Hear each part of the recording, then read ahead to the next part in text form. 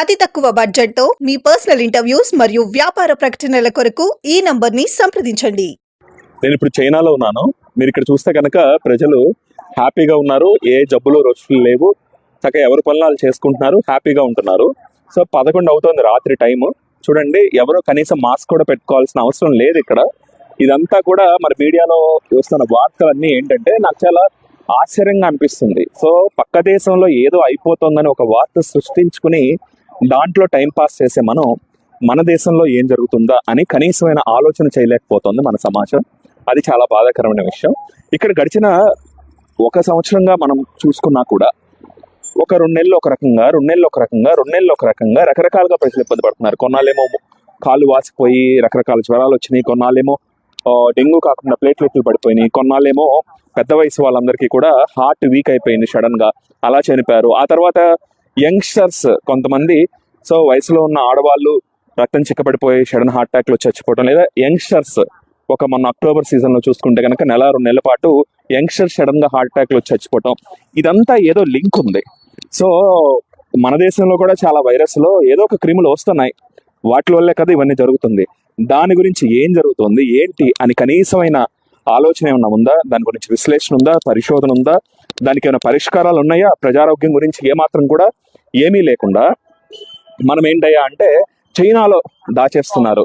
So ఇక్కడ అంతా system అంతా కూడా ఆర్గనైజర్ గా ఉంటుంది. ఇక్కడంతా సిస్టమ్ అంతా కూడా ఆర్గనైజర్ గా ఉంటుంది. ఎందుకంటే ఎవడు పడితే ఆడు ఇక్కడ వైద్యం చేయడు కదా. సో ప్రాక్టీస్ ఉన్న వాళ్ళే వైద్యం చేస్తారు. సో అన్ని మాక్సిమం గవర్నమెంట్ హాస్పిటల్సే ఉంటాయి. సో వాళ్ళ దగ్గర ఇన్ఫర్మేషన్ ఉంటుంది, లింక్స్ ఉంటాయి. సో తమాషాగా ఉండదన్నమాట. ఏం జరుగుతుంది అనేది వాళ్ళు మొత్తం కూడా డీటెయిల్స్ తెప్పిస్తారు.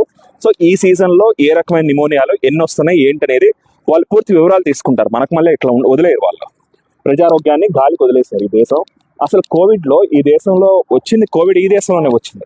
కానీ చాలా విచిత్రమైన విషయం ఏంటంటే ఇక్కడ కేవలం 25-30 మంది మాత్రమే చనిపోయారు కరోనాతో. మన దేశంలో అఫీషియల్ గా 5 లక్షల మంది చనిపోయినా కూడా అన్అఫీషియల్ గా 50 లక్షల మంది చనిపోయి ఉంటారు. సో అసలు ఇంత స్థాయిలో చావులు జరిగితే దాని గురించి ఆలోచన లేదు. ఈ చావుల తర్వాత ఎందుకు చచ్చిపోతున్నారో తెలియదు. చిన్న వయసు వాళ్ళు ఎంత బాధ ఉంటుందండి. 25-30 ఏళ్ళ పిల్లలు లేదా ఒక 30-40 ఏళ్ళ ఆడవాళ్ళు హార్ట్ అటాక్ లో చచ్చిపోవటం ఏంటి? అంతకు ముందు చూసామా మనం?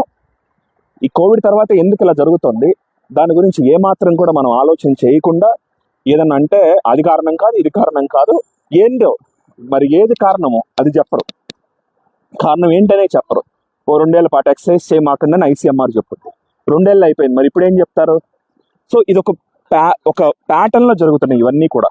అంటే ఏంటంటే ఒక 2 నెలలు జరుగుతాయి, 2 నెలలు జరగవు. అంటే ఏదో ఒక లింక్ ఉంటుంది. సో ఆ లింక్ ని ఎస్టాబ్లిష్ చేసుకునే కనీసమైన ఆలోచన మనం చేయట్లేదు.